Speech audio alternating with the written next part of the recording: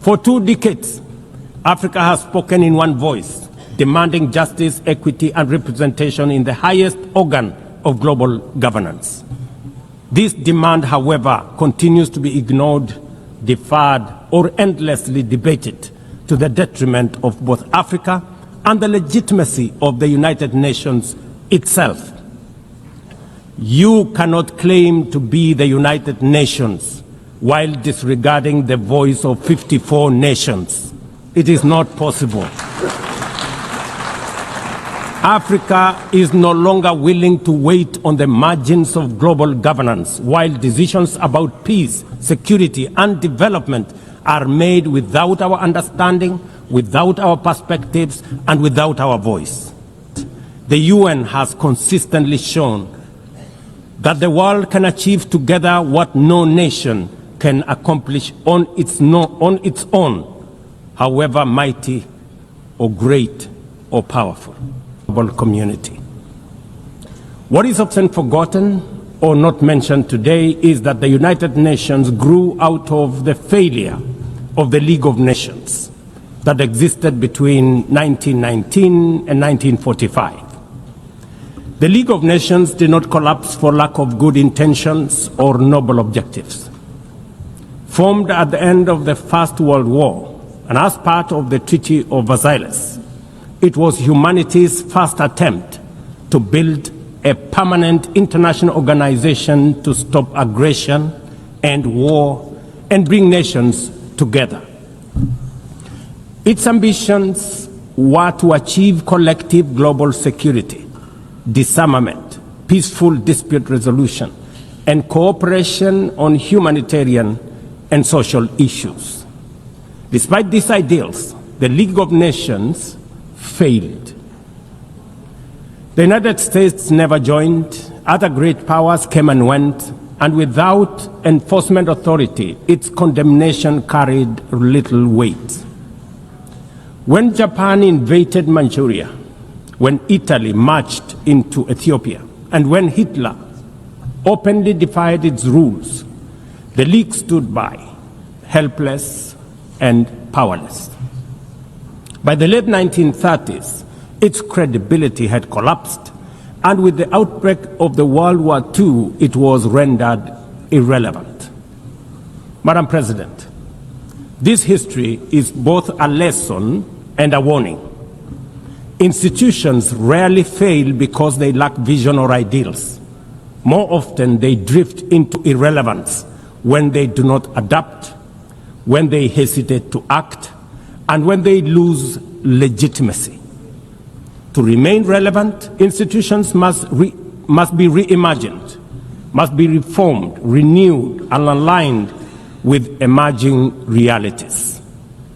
8 decades ago, the founders of the UN sought to correct the failures of the League of Nations by creating a stronger, more inclusive organization anchored in the principles of, and I quote, "We, the people of the United Nations, determined to save succeeding generations from the scourge of war," end of quote.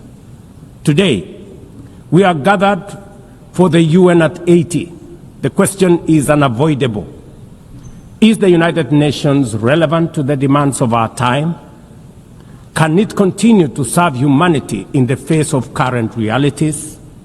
Or has it become a relic of a bygone era? Madam President, Excellencies, we meet against a grim global backdrop. Conflict rages in Eastern Europe, the Middle East, the Sahel, the Horn of Africa, and beyond. Climate disasters grow fiercer by the day. Inequality deepens, pandemics loom, and technological disruptions outpaces governance. Instead of trust, mistrust is spreading. Instead of solidarity, fragmentation is taking root. In place of hope, anxiety fills our global community. We are living, to borrow from the words of the founders of this institution, not in larger freedom, but in growing uncertainty. At this moment of turbulence, when we most need a strong United Nations, the organization faces its deepest crisis in credibility and capacity. Funding cuts have paralyzed its operations. Bureaucracy has slowed its response. The Security Council remains frozen in the post-war structures of 1945, unable to act inclusively, with fairness, and with speed. Ladies and gentlemen, I can, however, state with absolute conviction that the United Nations has been one of humanity's greatest achievements. For 8 decades, it has held back the specter of global war, calmed conflicts from Cambodia to Liberia, and stood guard in some of the world's most dangerous places through the courage of its peacemakers and peacekeepers. Few institutions in humanity's history can claim such a legacy. The United Nations has stood at the front lines of humanitarian crisis, from famine relief in the Horn of Africa to emergency shelter for millions of Syrian and Ukrainian refugees.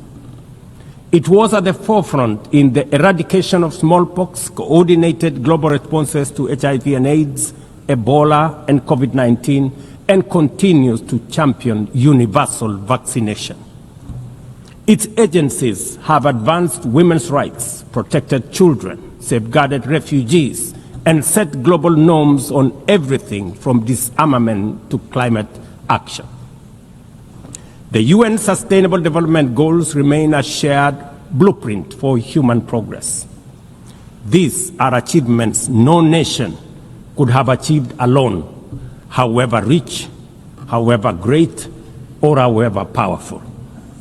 And yet, every institution, no matter how noble its origins or impactful its legacy, must adapt to changing times or slide into irrelevance. Today, the United Nations stands at a crossroads of renewal on one hand or decay on another. Put differently, after 80 years, the rhymes of time are calling on us to reimagine the original promise that inspired the founding of the United Nations, and that is the quest for global peace, development, and human rights. But this call must now be answered in a global context that is profoundly different from the post-war era in which the UN was conceived then. We would be denying the cold, hard truth if we say that the United Nations is delivering as it should. On peace and security, its voice is too often drowned by the rivalries of great powers, while some nations simply ignore its resolutions and do as they please. Too often, the UN's blue helmet, once a symbol of moral authority, no longer commands the same respect. From the conflicts in Gaza to Ukraine, to the crisis in Sudan, DRC Congo, Somalia, and the Sahel, we see actors proceed undeterred by the United Nations calls. Excellencies, ladies and gentlemen, Kenya speaks from the experience of a nation deeply invested in multilateralism. For decades, we have placed our troops and police in harm's way for peacekeeping missions across Africa and beyond, from Somalia to Democratic Republic of Congo, from South Sudan to most recently in our neighborhood here in Haiti. Over the past 15 months, we are proud to have led the multinational security support mission in Haiti, not because it has been easy, but because solidarity is the essence of the United Nations. Madam President, the mandate of the MSS mission is coming to an end in a few days. As the lead nation, allow me to briefly share our experiences, the successes and the challenges, as both a cautionary tale and a living lesson about the strengths and weaknesses of the current global security governance architecture. For far too long, the people of Haiti called out to the world. Too often, their pleas were met with silence, hesitation, or half measures. Haiti became a tragic reminder of what happens when the international community looks away, prevaricates, or offers half-hearted support. When Kenya responded to the quest for the Haitian authorities, it was in the belief that we were joining a genuinely multinational effort. We welcomed and fully embraced Resolution 2699, by which the United Nations Security Council authorized the MSS with Kenya as the lead nation. Drawing on our decades of peace support operations, we stepped forward, stepped up, and deployed our officers to confront the rampant menace of gang violence in Port-au-Prince and its environs. Madam President, ladies and gentlemen, the mission has operated in a volatile environment under enormous constraints.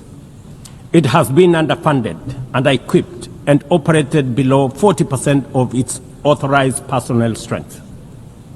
Our police officers have valiantly shouldered responsibilities without the full logistical support that would accompany any mission sanctioned by the United Nations. Despite these challenges, and against all odds, the MSS has delivered results many thought were impossible. The presidential palace, once under siege from gangs, is today restored as the seat of government. The police headquarters and the police training center, once overrun by gangs, are now secure, with the academy resuming the training of new police officers, over 700 of whom graduated a few months ago. Schools that have been shattered by violence have reopened, with children back in class, learning and progressing. Roads once manned or blocked by gangs have now free-flowing traffic. Cases of kidnapping and extortion have reduced sharply. The airport and the seaport, once surrounded by gangs, are now abuzz with normal operations. Which begs the question, if so much could be achieved with limited resources and stretched personnel within just 15 months, what more could have been accomplished if the United Nations fraternity had truly acted together in solidarity with the people of Haiti? From this podium, I wish to assure all partners and actors that with the right personnel, adequate resources, appropriate equipment, and necessary logistics, Haiti's security can be restored.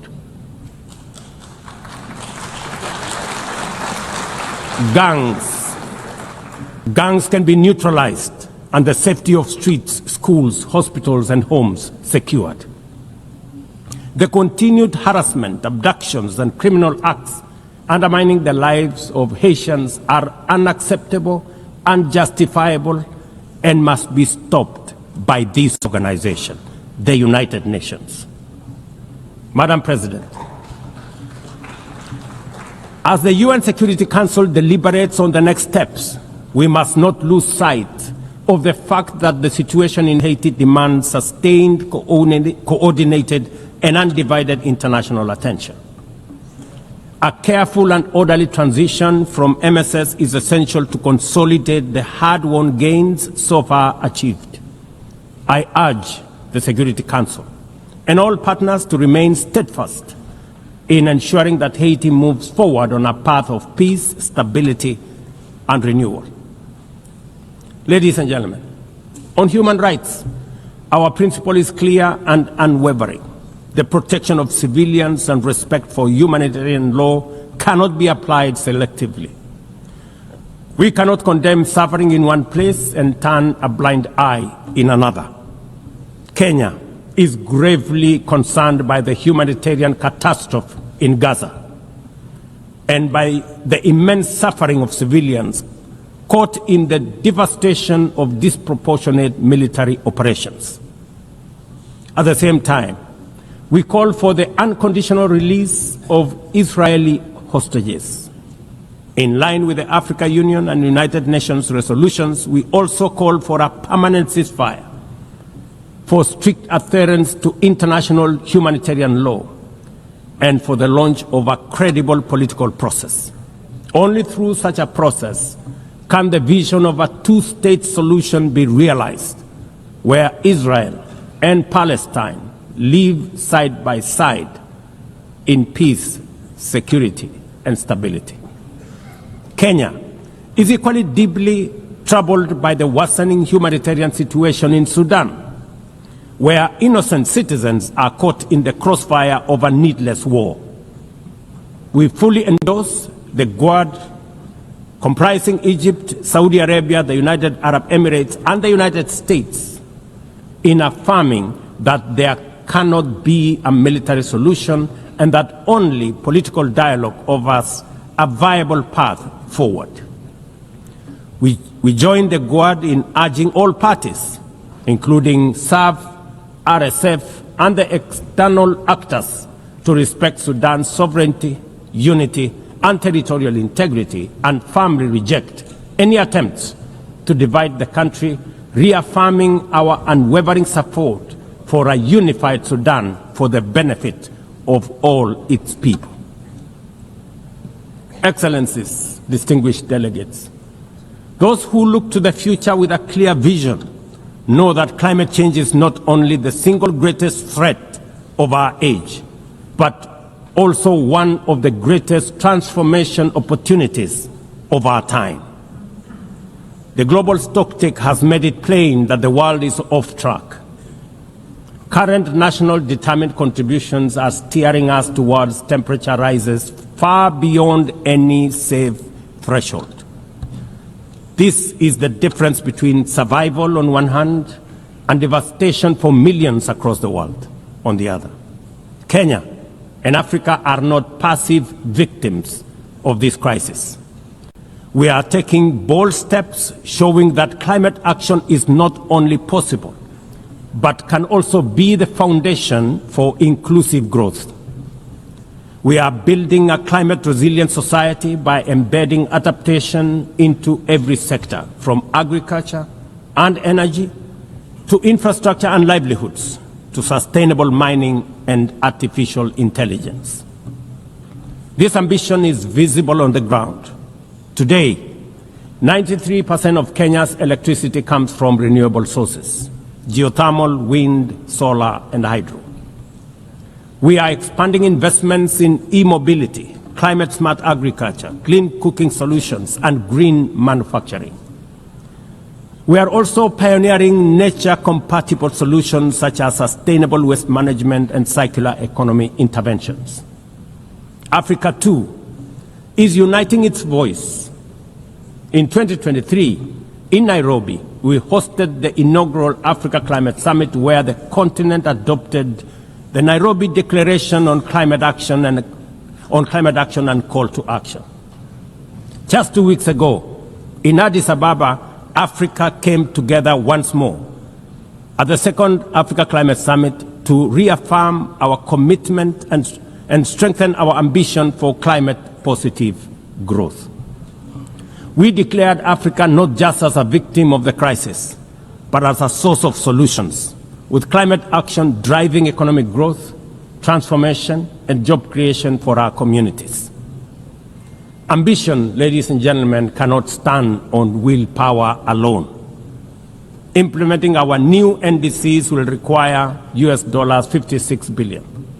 That is why we call on the global community to unlock the $300 billion agreed at Baku and to accelerate negotiations towards the new $1.3 trillion goal under the Baku-Belém roadmap. Without affordable finance and without reform of the international financial architecture, the promise of climate action in Africa will remain constrained. Madam President, in the aftermath of World War II, the Bretton Woods institutions were created to stabilize the global economy and rebuild war-torn Europe. At that time, their design reflected the power and interest of the victorious nations, who are also their primary shareholders and beneficiaries. The IMF was tasked with upholding the gold standard exchange rate system, while the World Bank was established to finance Europe's reconstruction. Both have since evolved into development finance institutions, but their structures, decision-making, and governance remains dominated by wealthy nations. Today, the global context is vastly different. The global standard collapsed 5 decades ago, and Europe has long since been rebuilt. Yet, the governance of these institutions has not kept pace with needs of a multipolar world, especially the needs of poor and developing nations. The mismatch between shareholders and stakeholders has become starkly visible. For instance, during the IMF's recent allocation of special drawing rights, 64% went to wealthy nations. Just imagine, 64%. With little need for liquidity support. They didn't need the money anyway, but they got 64%. While the poorer countries received just 2.4%. What a disconnect. The imbalance highlights how the very institutions meant to safeguard global finance stability often perpetuate inequality and instability. I have argued, and I say it again, that the current global financial architecture punishes poor countries with high interest rates and enormous conditionalities while rewarding rich nations with lower interest rates and softer lending rates. Its rules, priorities, and allocation mechanisms consistently favor those already prosperous, while trapping vulnerable economies in cycles of debt, high borrowing costs, and inadequate access to emergency support and concessional funding. It is imperative to transform these institutions into genuinely independent, apolitical global bodies that their operations are aligned with their global mandate. Such a shift would democratize decision-making, restore credibility, and allow the IMF and the World Bank to serve all countries fairly rather than reinforcing old hierarchies. But Africa is not merely waiting for external prescriptions. We are taking bold and deliberate steps to strengthen our financial independence, safeguard our stability, and accelerate our development. Kenya, for instance, fully endorses the establishment of the Alliance of African Multilateral Financial Institutions, launched with the Africa Union in February 2024. This alliance brings together our homegrown banks, Afrexim Bank, the Africa Finance Corporation, the Trade and Development Bank, Shelter Afrique, Africa Re, Africa Development Bank, Africa Trade and Investment Development Insurance, and ZEP-RE, institutions that embody Africa's determination to mobilize resources, finance trade, and build resilience on our own terms. At the same time, the Africa Union is championing 3 transformative institutions: the Africa Central Bank, which will issue a single currency and free our trade from dependence on foreign money; the Africa Monetary Fund, positioned to stabilize our economies and give us true financial sovereignty; and the Africa Investment Bank, designed to mobilize resources for infrastructure, industrialization, and integration that Africa needs to rise. And to complete this vision, the Africa Credit Rating Agency, one that understands our realities, values our uniqueness, and tells our story with fairness and truth, has already been established.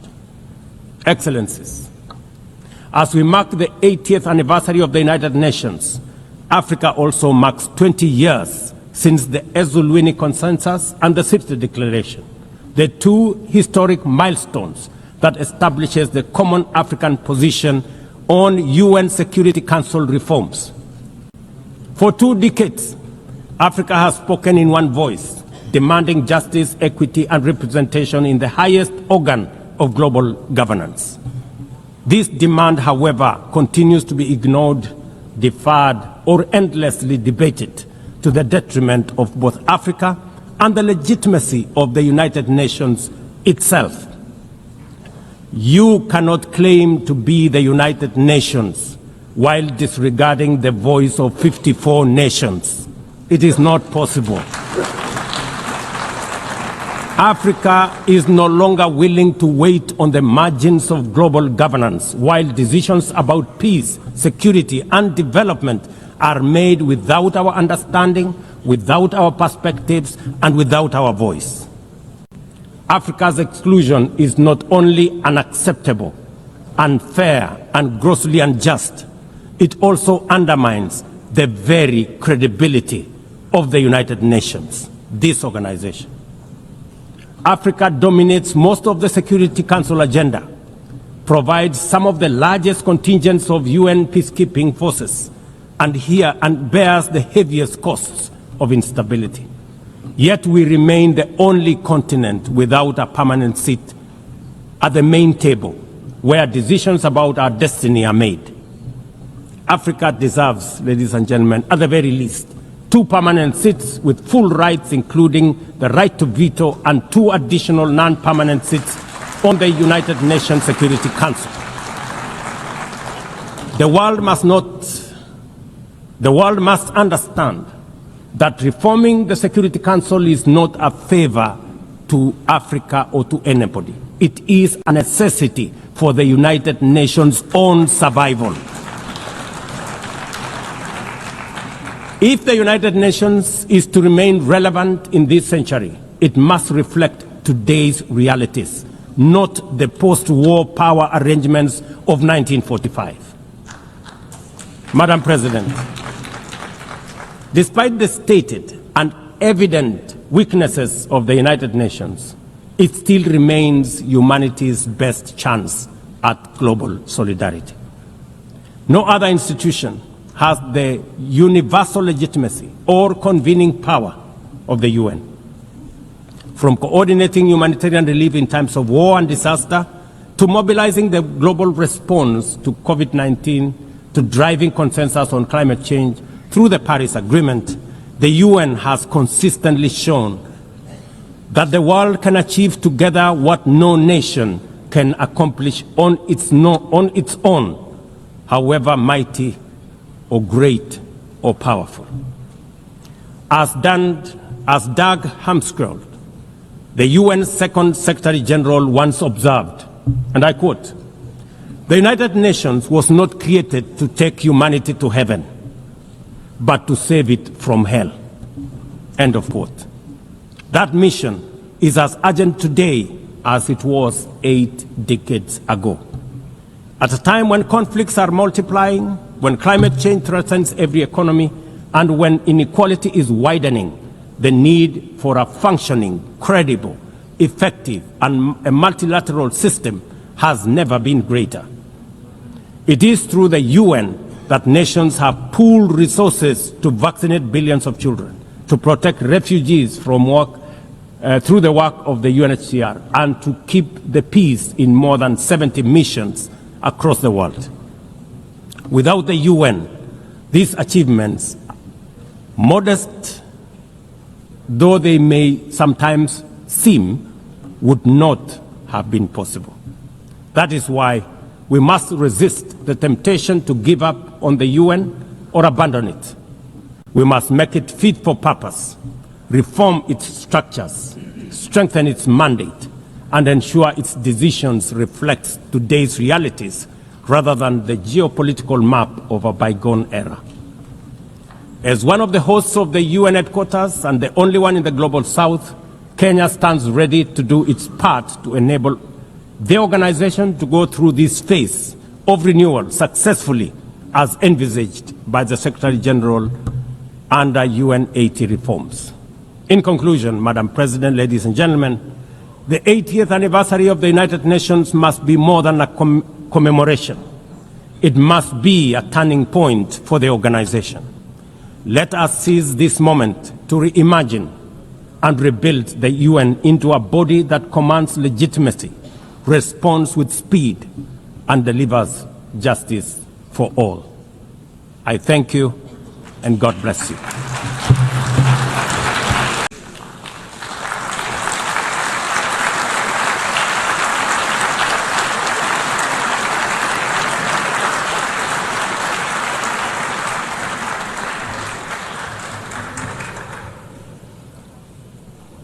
Thank you very much. Very much appreciated.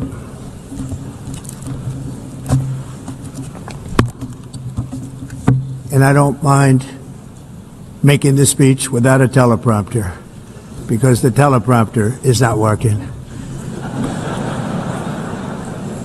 I feel very happy to be up here with you nevertheless, and that way you speak more from the heart.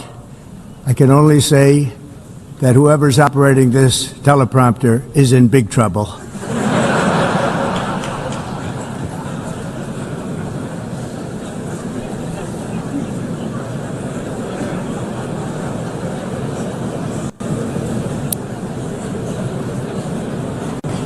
Hello, Madam First Lady. Thank you very much for being here. And Madam President, Mr. Secretary General, First Lady of the United States, distinguished delegates, ambassadors, and world leaders. 6 years have passed since I last stood in this grand hall and addressed a world that was prosperous and at peace in my first term. Since that day, the guns of war have shattered the peace I forged on 2 continents. An era of calm and stability gave way to one of the great crises of our time. And here in the United States, 4 years of weakness, lawlessness, and radicalism under the last administration delivered our nation into a repeated set of disasters.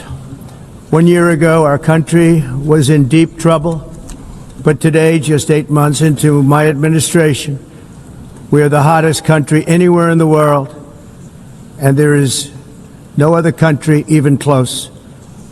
America is blessed with the strongest economy, the strongest borders, the strongest military, the strongest friendships, and the strongest spirit of any nation on the face of the earth. This is indeed the golden age of America. We are rapidly reversing the economic calamity we inherited from the previous administration, including ruinous price increases and record-setting inflation like we've never had before.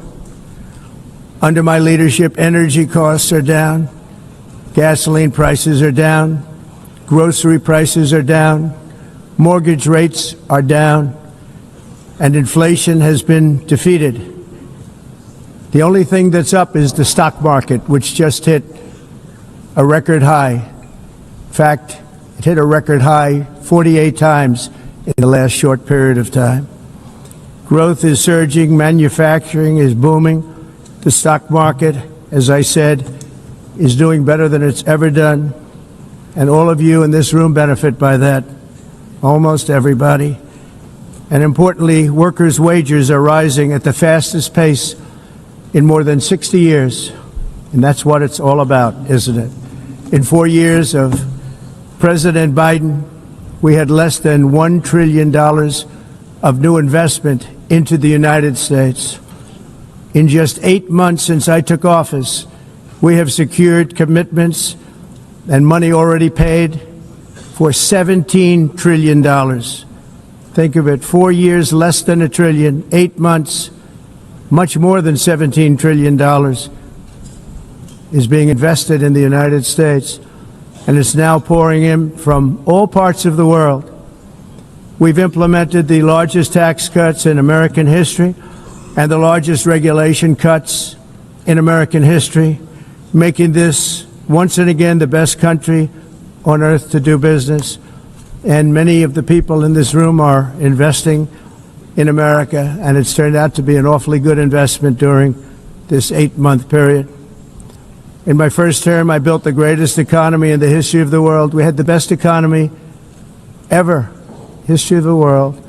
And I'm doing the same thing again, but this time it's actually much bigger and even better. The numbers far surpass my record-setting first term.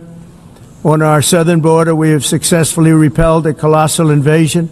And for the last 4 months, and that's 4 months in a row, the number of illegal aliens admitted and entering our country has been 0. Hard to believe, because if you look back just a year ago, it was millions and millions of people pouring in from all over the world, from prisons, from mental institutions, drug dealers. All over the world they came. They just poured into our country with the ridiculous open border policy of the Biden administration. Our message is very simple. If you come illegally into the United States, you're going to jail, or you're going back to where you came from, or perhaps even further than that. You know what that means. I want to thank the country of El Salvador for the successful and professional job they've done in receiving and jailing so many criminals that entered our country. And it was under the previous administration that the number became record-setting, and they're all being taken out. We have no choice. And other countries have no choice, because other countries are in the exact same situation with immigration. It's destroying your country, and you have to do something about it. On the world stage, America is respected again like it has never been respected before. You think about 2 years ago, 3 years ago, 4 years ago, or 1 year ago, we were a laughingstock all over the world. At the NATO summit in June, virtually all NATO members formally committed to increase defense spending at my request from 2% to 5% of GDP, making our alliance far stronger and more powerful than it was ever before. In May, I traveled to the Middle East to visit my friends and rebuild our partnerships in the Gulf and those valued relationships with Saudi Arabia, Qatar, and the UAE, and other countries are now, I believe, closer than ever before. My administration has negotiated one historic trade deal after another, including with the United Kingdom, the European Union, Japan, South Korea, Vietnam, Indonesia, the Philippines, Malaysia, and many, many others. Likewise, in a period of just 7 months, I have ended 7 unendable wars. They said they were unendable. You're never going to get them solved. Some were going for 31 years, 2 of them, 31, think of it, 31 years. One was 36 years. One was 28 years. I ended 7 wars. And in all cases, they were raging with countless thousands of people being killed. This includes Cambodia and Thailand, Kosovo and Serbia, the Congo and Rwanda, a vicious, violent war that was, Pakistan and India, Israel and Iran, Egypt and Ethiopia, and Armenia and Azerbaijan. It included all of them. No president or prime minister, and for that matter, no other country has ever done anything close to that. And I did it in just 7 months. It's never happened before. There's never been anything like that. I'm very honored to have done it. It's too bad that I had to do these things instead of the United Nations doing them. And sadly, in all cases, the United Nations did not even try to help in any of them. I ended 7 wars, dealt with the leaders of each and every one of these countries, and never even received a phone call from the United Nations offering to help in finalizing the deal. All I got from the United Nations was an escalator that on the way up stopped right in the middle. If the First Lady wasn't in great shape, she would have fallen. But she's in great shape. We're both in good shape. We both stood. And then a teleprompter that didn't work. These are the 2 things I got from the United Nations, a bad escalator and a bad teleprompter. Thank you very much. And by the way, it's working now. It just went on. Thank you. I think I should just do it the other way. It's easier. Thank you very much. I didn't think of it at the time because I was too busy working to save millions of lives. That is the saving and stopping of these wars. But later I realized that the United Nations wasn't there for us. They weren't there. I thought of it really after the fact, not during these negotiations, which were not easy. That being the case, what is the purpose of the United Nations? The UN has such tremendous potential. I've always said it. It has such tremendous, tremendous potential, but it's not even coming close to living up to that potential. For the most part, at least for now, all they seem to do is write a really strongly worded letter and then never follow that letter up. It's empty words, and empty words don't solve war. The only thing that solves war and wars is action. Now, after ending all of these wars and also earlier negotiating the Abraham Accords, which is a very big thing for which our country received no credit, never receives credit. Everyone says that I should get the Nobel Peace Prize for each one of these achievements. But for me, the real prize will be the sons and daughters who live to grow up with their mothers and fathers, because millions of people are no longer being killed in endless and unglorious wars. What I care about is not winning prizes, it's saving lives. We saved millions and millions of lives with the 7 wars. And we have others that we're working on, and you know that. Many years ago, a very successful real estate developer in New York, known as Donald J. Trump, I bid on the renovation and rebuilding of this very United Nations complex. I remember it so well. I said at the time that I would do it for $500 million, rebuilding everything. It would be beautiful. I used to talk about, I'm going to give you marble floors. They're going to give you terrazzo. I'm going to give you the best of everything. You're going to have mahogany walls. They're going to give you plastic. But they decided to go in another direction, which was much more expensive at the time, and which actually produced a far inferior product. And I realized that they did not know what they were doing when it came to construction, and that their building concepts were so wrong, and the product that they were proposing to build was so bad and so costly. It was going to cost them a fortune. And I said, and wait till you see the overruns. Well, I turned out to be right. They had massive cost overruns and spent between $2 and $4 billion on the building and did not even get the marble floors that I promised them. You walk on terrazzo. Do you notice that? As far as I'm concerned, frankly, looking at the building and getting stuck on the escalator, they still haven't finished the job. They still haven't finished. That was years ago. The project was so corrupt that Congress actually asked me to testify before them on the tremendous waste of money, because it turned out that they had no idea what it was, but they knew it was anywhere between $2 and $4 billion as opposed to $500 million with a guarantee. But they had no idea, and I said it cost much more than $5 billion. Unfortunately, many things in the United Nations are happening just like that, but on an even much bigger scale, much, much bigger. Very sad to see. Whether the UN can manage to play a productive role, I've come here today to offer the hand of American leadership and friendship to any nation in this assembly that is willing to join us in forging a safer, more prosperous world. And it's a world that we'll be much happier with. A dramatically better future is within our reach. But to get there, we must reject the failed approaches of the past and work together to confront some of the greatest threats in history. There is no more serious danger to our planet today than the most powerful and destructive weapons ever devised by man, of which the United States, as you know, has many.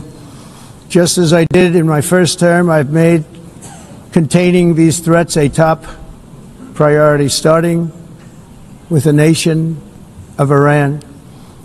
My position is very simple. The world's #1 sponsor of terror can never be allowed to possess the most dangerous weapon. That's why, shortly after taking office, I sent the so-called Supreme Leader a letter making a generous offer. I extended a pledge of full cooperation in exchange for a suspension of Iran's nuclear program. The regime's answer was to continue their constant threats to their neighbors and U.S. interests throughout the region and some great countries that are right nearby. Today, many of Iran's former military commanders, in fact, I can say almost all of them, are no longer with us. They're dead. And 3 months ago, in Operation Midnight Hammer, 7 American B-2 bombers dropped the 14 30,000-pound each bombs on Iran's key nuclear facilities, totally obliterating everything. No other country on earth could have done what we did. No other country has the equipment to do what we did. We have the greatest weapons on earth. We hate to use them. But we did something that for 22 years people wanted to do. With Iran's nuclear enrichment capacity demolished, I immediately brokered an end to the 12-day war, as it's called, between Israel and Iran, with both sides agreeing to fight no longer. As everyone knows, I have also been deeply engaged in seeking a ceasefire in Gaza. Have to get that done. Have to get it done. Unfortunately, Hamas has repeatedly rejected reasonable offers to make peace. We can't forget October 7th, can we? Now, as if to encourage continued conflict, some of this body is seeking to unilaterally recognize a Palestinian state. The rewards would be too great for Hamas terrorists for their atrocities. This would be a reward for these horrible atrocities, including October 7th, even while they refuse to release the hostages or accept a ceasefire. Instead of giving to Hamas and giving so much, because they have taken so much, this could have been solved so long ago. But instead of giving in to Hamas's ransom demands, those who want peace should be united with one message: release the hostages now. Just release the hostages now.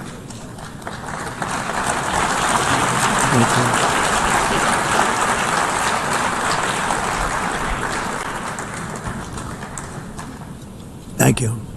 As we have got to come together, and we will come together, got to get it done. We have to stop the war in Gaza immediately. We have to stop it. We have to get it done. We have to negotiate. Immediately have to negotiate peace. We got to get the hostages back. We want all 20 back. We don't want 2 and 4. As you know, I got, along with Steve Witkoff and others that helped us, Marco Rubio, we got most of them back. We were involved in all of them. But I always said the last 20 are going to be the hardest, and that's exactly what happened. We have to get them back now. We don't want to get back 2, and then another 2, and then 1, and then 3.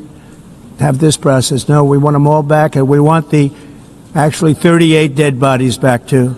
Those parents came to me, and they want them back, and they want them back very quickly and very badly, as though they were alive. They want them. They want them every bit as much as if their son or daughter were alive. I've also been working relentlessly, stopping the killing in Ukraine. I thought that would be, of the 7 wars that I stopped, I thought that would be the easiest because of my relationship with President Putin, which had always been a good one. I thought that was going to be the easiest one. But you know, in war, you never know what's going to happen. There are always lots of surprises, both good and bad. Everyone thought Russia would win this war in 3 days. But it didn't work out that way. It was supposed to be just a quick little skirmish. It's not making Russia look good. It's making them look bad. No matter what happens from here on out, this was something that should have taken a matter of days, certainly less than a week. And they've been fighting for 3.5 years and killing anywhere from 5,000 to 7,000 young soldiers, mostly soldiers, on both sides, every single week, from 5,000 to 7,000 dead young people, and some in cities, much smaller numbers, where rockets are shot, where drones are dropped. This war would never have started if I were president. This was a war that should have never happened. It shows you what leadership is, what bad leadership can do to a country. Look what happened to the United States, and look where we are right now in just a short period of time. The only question now is how many more lives will be needlessly lost on both sides. China and India are the primary funders of the ongoing war by continuing to purchase Russian oil. But inexcusably, even NATO countries have not cut off much Russian energy and Russian energy products, which, as you know, I found out about 2 weeks ago, and I wasn't happy. Think of it. They're funding the war against themselves. Who the hell ever heard of that one? In the event that Russia is not ready to make a deal to end the war, then the United States is fully prepared to impose a very strong round of powerful tariffs, which would stop the bloodshed, I believe, very quickly. But for those tariffs to be effective, European nations, all of you are gathered here right now, would have to join us in adopting the exact same measures. I mean, you're much closer to this. We have an ocean in between. You're right there. And Europe has to step it up. They can't be doing what they're doing. They're buying oil and gas from Russia while they're fighting Russia. It's embarrassing to them. And it was very embarrassing to them when I found out about it, I can tell you that. But they have to immediately cease all energy purchases from Russia. Otherwise, we're all wasting a lot of time. So I'm ready to discuss this. We're going to discuss it today with the European nations, all gathered here. I'm sure they're thrilled to hear me speak about it, but that's the way it is. I like to speak my mind and speak the truth. As we seek to reduce the threat of dangerous weapons today, I'm also calling on every nation to join us in ending the development of biological weapons once and for all. And biological is terrible, and nuclear is even beyond, and we include nuclear in that. We want to have a cessation of the development of nuclear weapons. We know, and I get to view it all the time. Sir, would you like to see? And I look at weapons that are so powerful that we just can't ever use them. If we ever use them, the world literally might come to an end. There would be no United Nations to be talking about. There would be no nothing.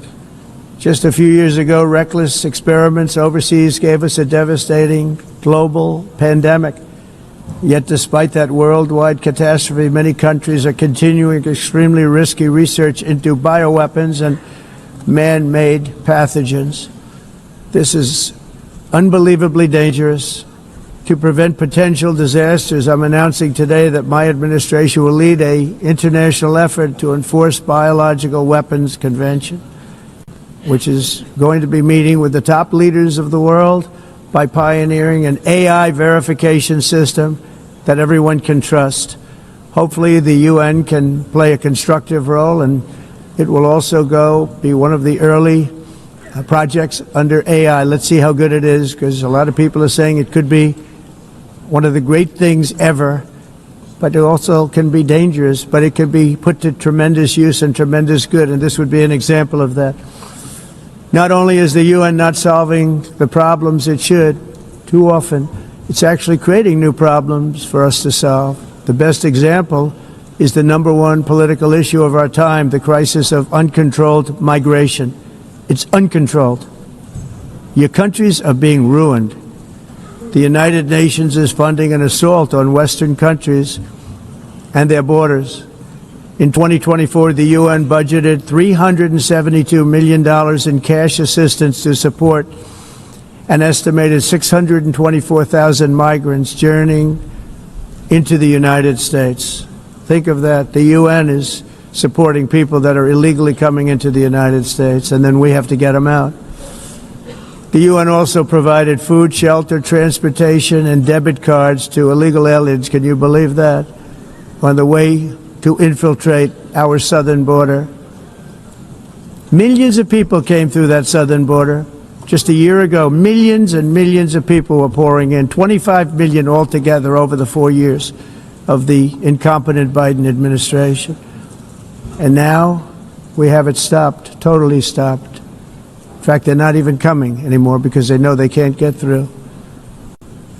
But what took place is totally unacceptable. The UN is supposed to stop invasions, not create them and not finance them. In the United States, we reject the idea that mass numbers of people from foreign lands can be permitted to travel halfway around the world, trample our borders, violate our sovereignty, cause unmitigated crime, and deplete our social safety net. We have reasserted that America belongs to the American people, and I encourage all countries to take their own stand in defense of their citizens as well. You have to do that because I see it.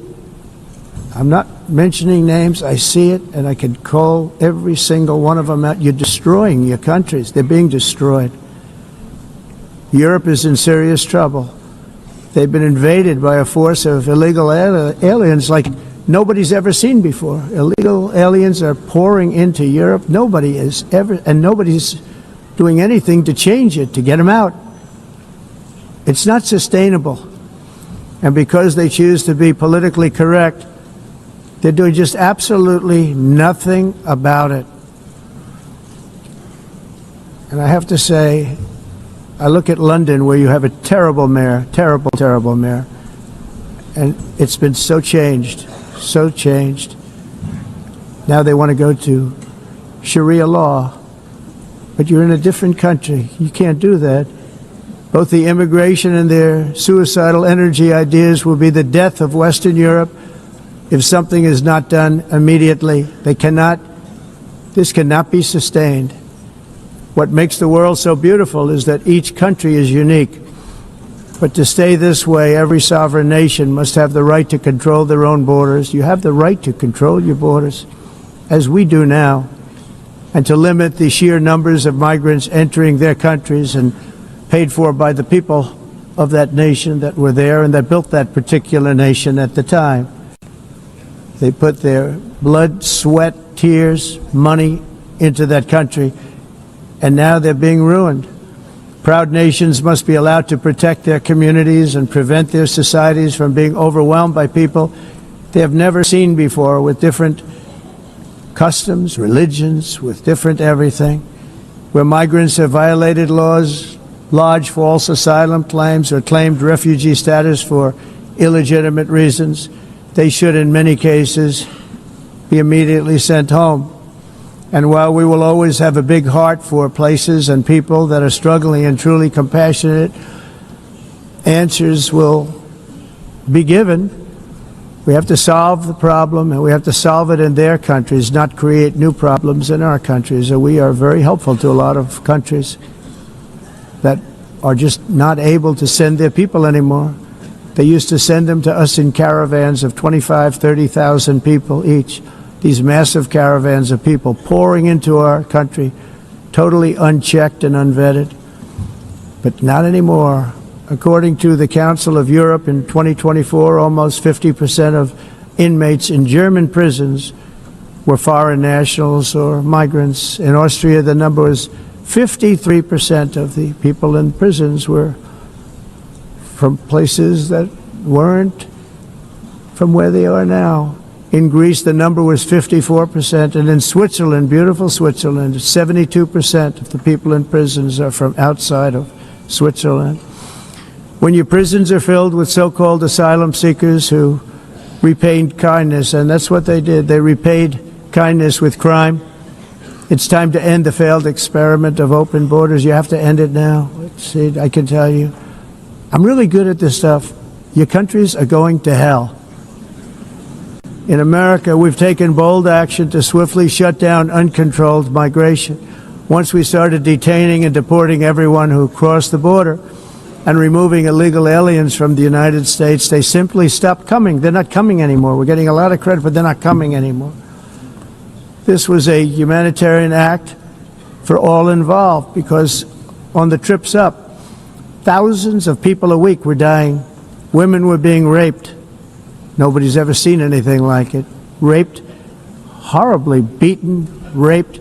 On the trip up, the journey up, it was a long walk. It was a long, arduous journey, indeed.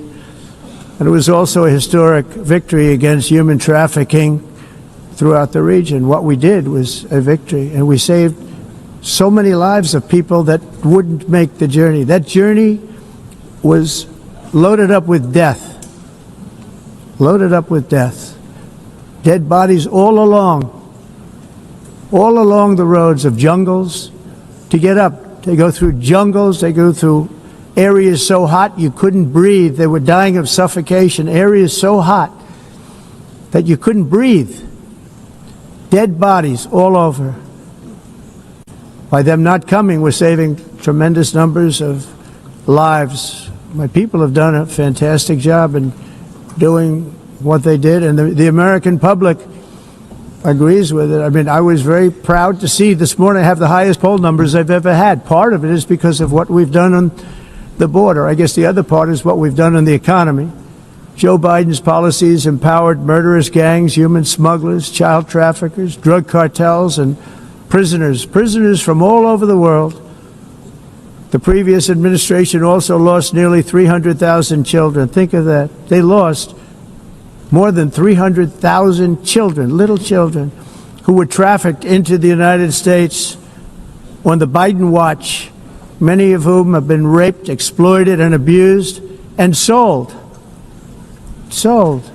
Nobody talks about that. The fake news doesn't write about it. With many others, young children who are missing or dead. And we found a lot of these children, and we're sending them back, and we've been sending them back to their parents. They said, nobody knows who they are. They said, where do you come from? And they'll give us a country, and we'll find out, and we'll figure it out, and we'll bring them back to their homes. And the mother and father rush to the door, and their tears in their eyes. They can't believe that they're seeing their son or daughter, their little son or daughter again. We've done almost 30,000 of them so far.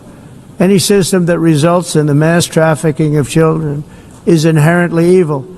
Yet that is exactly what the globalist migration agenda has done, and it's what it's all about. In America, those days, as you know, are over. The Trump administration is working, and we are continuing to work to track down the villains that are causing this problem, and also, as I said, to get back the 30,000 we've already returned.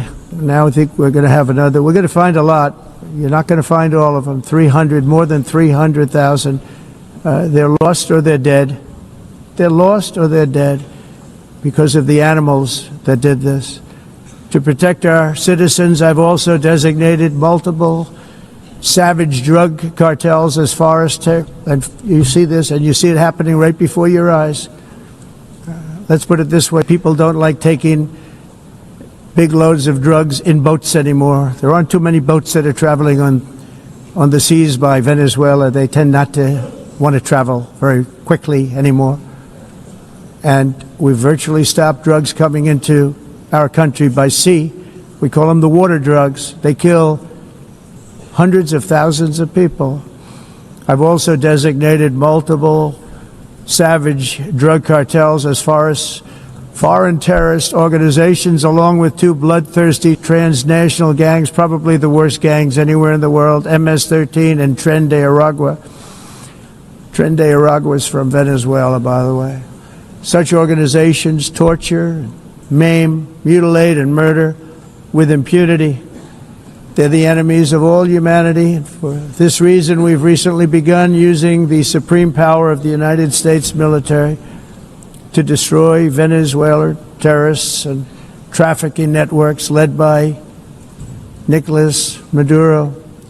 To every terrorist thug smuggling poisonous drugs into the United States of America, please be warned that we will blow you out of existence. That's what we're doing. We have no choice.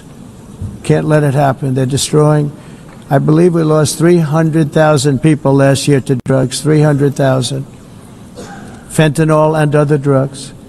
Each boat that we sink carries drugs that would kill more than 25,000 Americans. We will not let that happen. Energy is another area where the United States is now thriving like never before. We're getting rid of the falsely named renewables. By the way, they're a joke. They don't work. They're too expensive. They're not strong enough to fire up the plants that you need to make your country great. The wind doesn't blow. Those big windmills are so pathetic and so bad, so expensive to operate.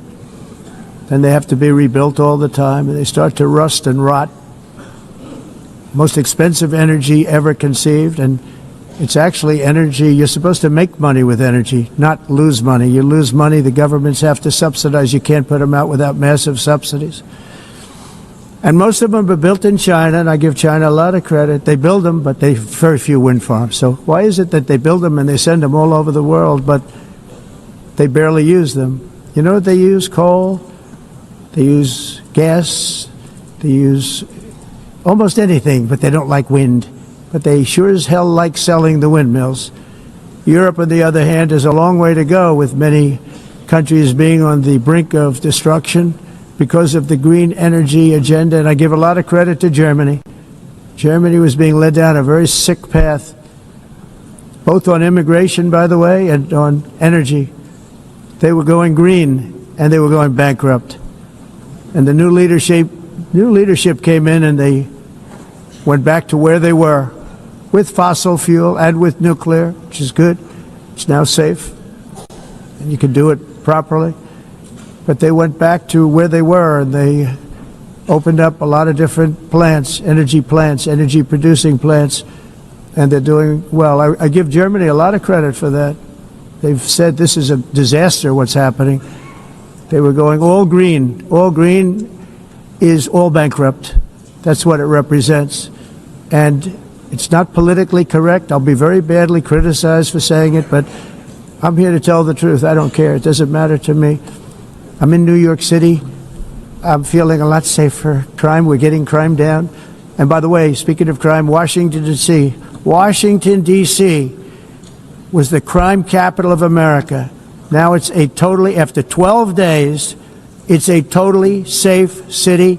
Everyone's going out to dinner. They're going out to restaurants. Your wife can walk down the middle of the street with or without you. Nothing's going to happen. My people have done a fantastic job. And yes, I called in the National Guard, and the National Guard took care of business, and they weren't politically correct, but they took care of business. We got 1,700 career criminals out, brought them back to where they came from, the countries where they came from, or put them in jails. Washington, D.C. is now a totally safe city again, and I welcome you to come. In fact, we'll have dinner together at a local restaurant, and we'll be able to walk. We don't have to go by an armor-plated vehicle. We'll walk right over there from the White House. They've given up their powerful edge, a lot of the countries that we're talking about, in oil and gas, such as essentially closing the great North Sea oil. Oh, the North Sea, I know it so well. Aberdeen was the oil capital of Europe, and there's tremendous oil that hasn't been found in the North Sea. Tremendous oil. And I was with the Prime Minister I respect and like a lot, and I said, you're sitting with the greatest asset. They essentially closed it by making it so highly taxed that no developer, no oil company can go there. They have tremendous oil left, and more importantly, they have tremendous oil that hasn't even been found yet.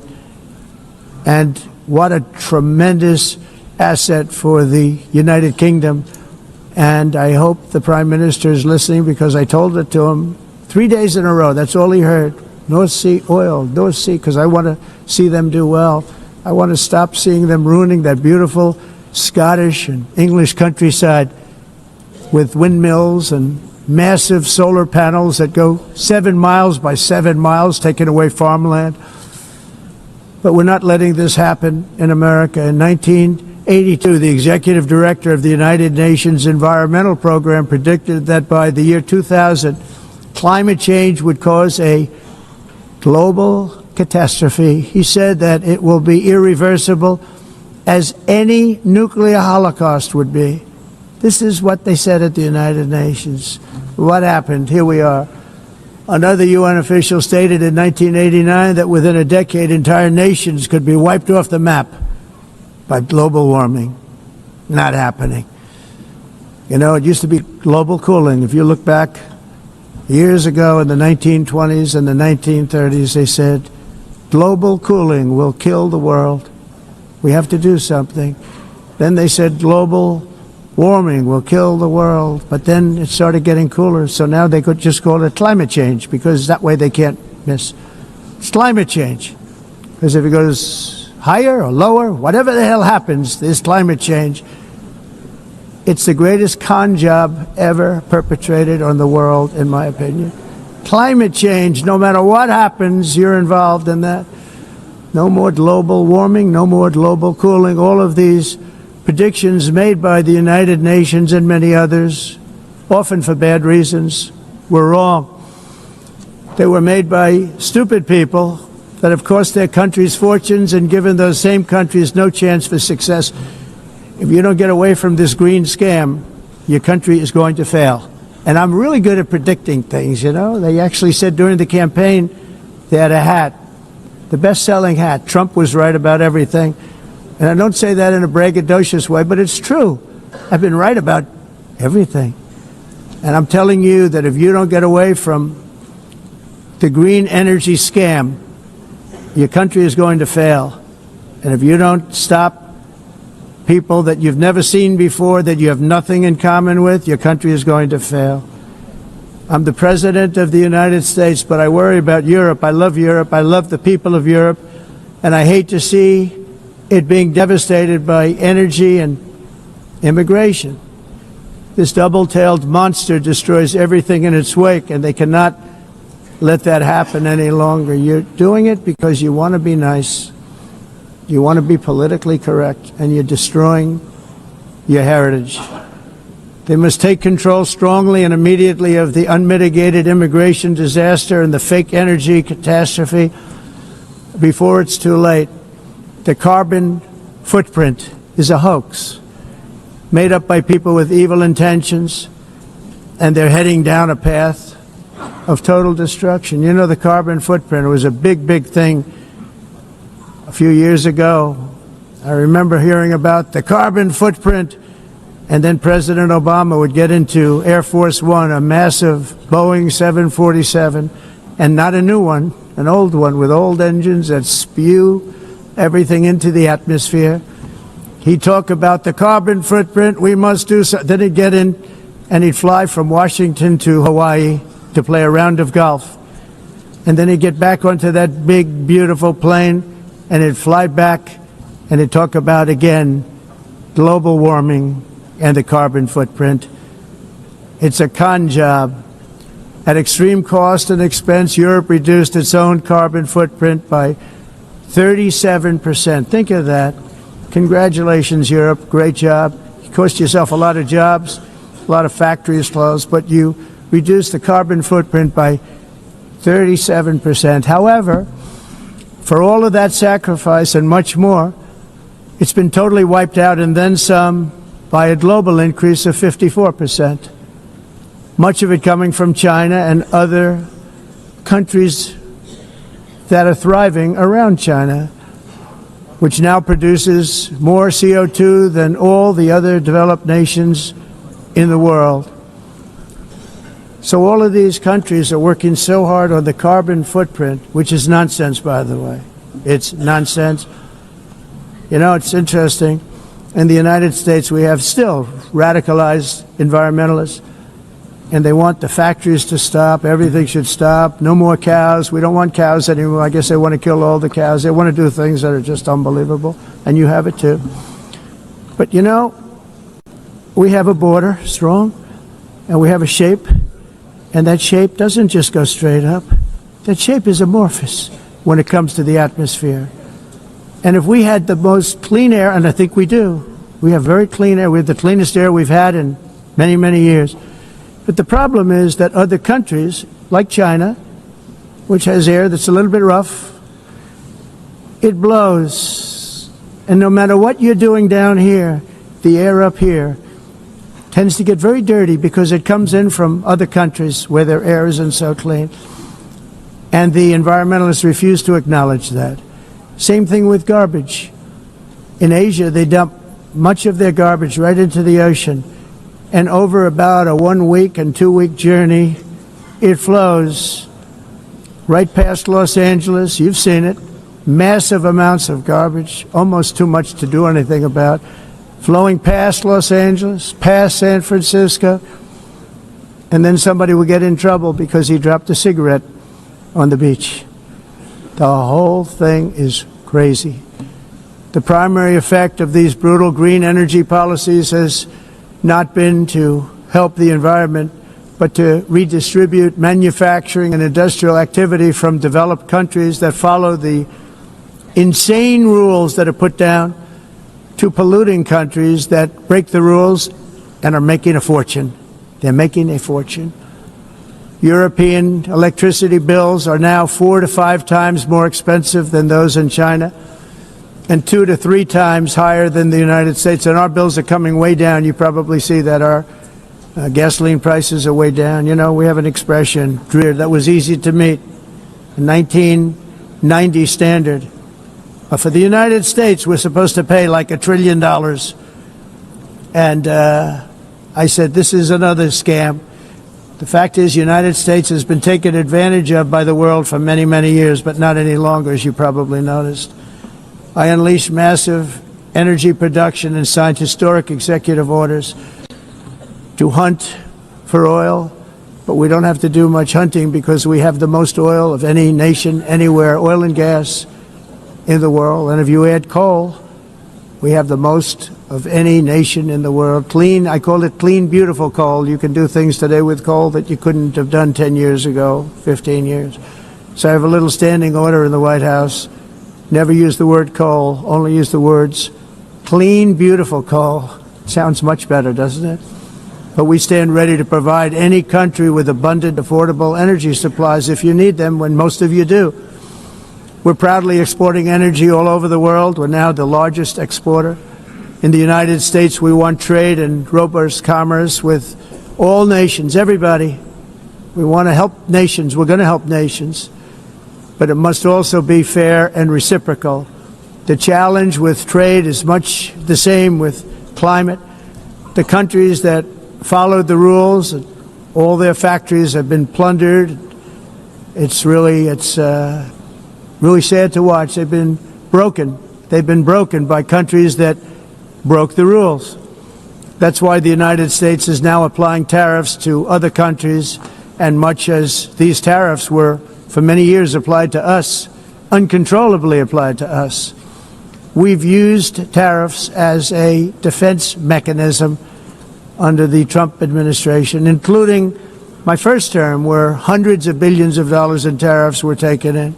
And by the way, we had the lowest inflation, and now we have very low inflation. The only thing different is that we have hundreds of billions of dollars flowing into our country. But this is how we will ensure that the system works for everyone and is sustainable into the future. We're also using tariffs to defend our sovereignty and security throughout the world, including against nations that have taken advantage of former U.S. administrations for decades, including the most corrupt, incompetent administration in history, the sleepy Joe Biden administration. Brazil now faces major tariffs in response to its unprecedented efforts to interfere in the rights and freedoms of our American citizens and others, with censorship, repression, weaponization, judicial corruption, and targeting of political critics in the United States. I have a little problem saying this because I must tell you, I was walking in and the leader of Brazil was walking out. We saw him and I saw him, he saw me, and we embraced. And then I'm saying, can you believe I'm going to be saying this in just 2 minutes? But we actually agreed that we would meet next week. We didn't have much time to talk, like about 20 seconds. They were in retrospect, I'm glad I waited because this thing didn't work out too well. But we did talk. We had a good talk, and we agreed to meet next week, if that's of interest. But he seemed like a very nice man, actually. He liked me, I liked him. But if you, and I only do business with people I like. When I don't like them, I don't like them. But we had, at least for about 39 seconds, we had excellent chemistry. It's a good sign. But also in the past, Brazil, can you believe this, unfairly tariffed our nation, but now because of our tariffs, we are hitting them back, and we're hitting them back very hard. As president, I will always defend our national sovereignty and the rights of American citizens. So I'm very sorry to say this, that Brazil is doing poorly and will continue to do poorly. They can only do well when they're working with us. Without us, they will fail, just as others have failed. It's true. Next year, the United States will celebrate the 250th anniversary of our glorious independence, a testament to enduring power and American freedom and spirit. We will also be proudly hosting the 2026 FIFA World Cup, and shortly thereafter, the 2028 Olympics, which is going to be very exciting. I hope you all come.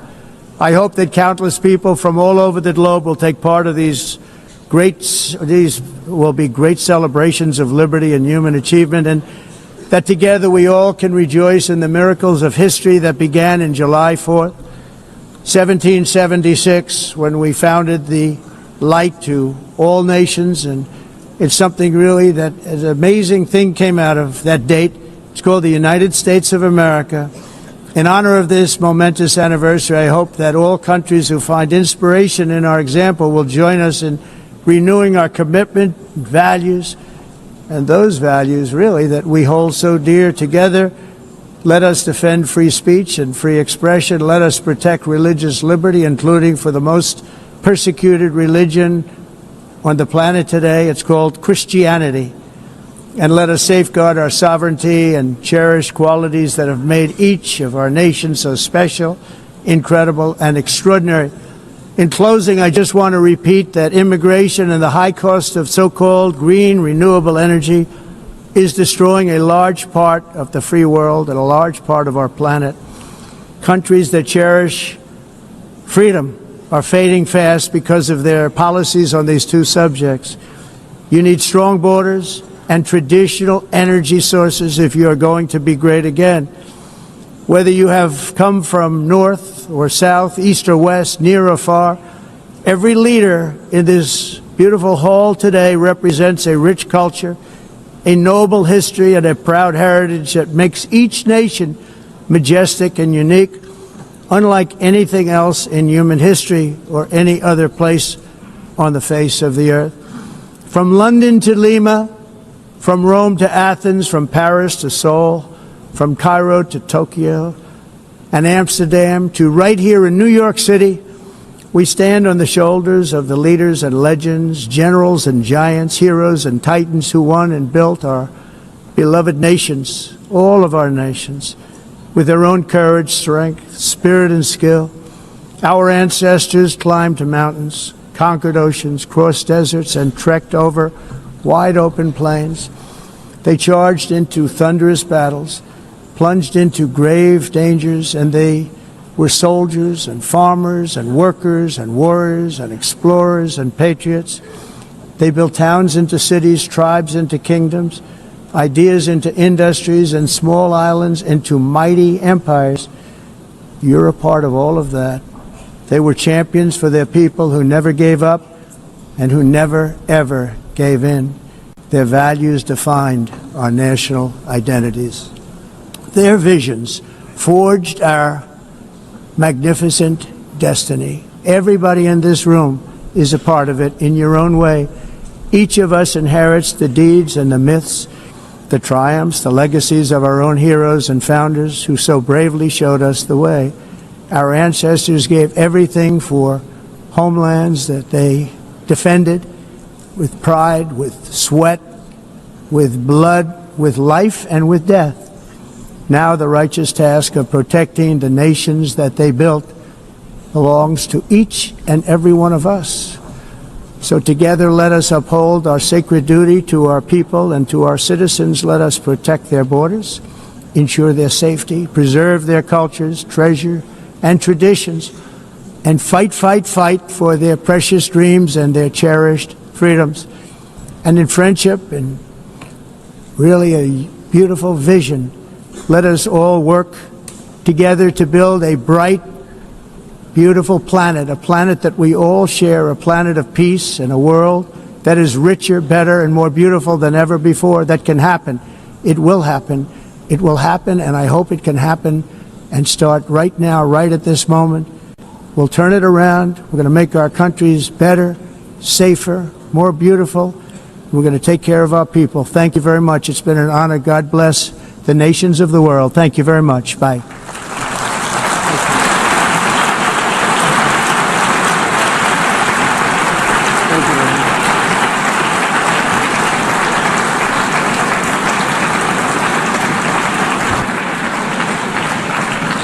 On behalf of the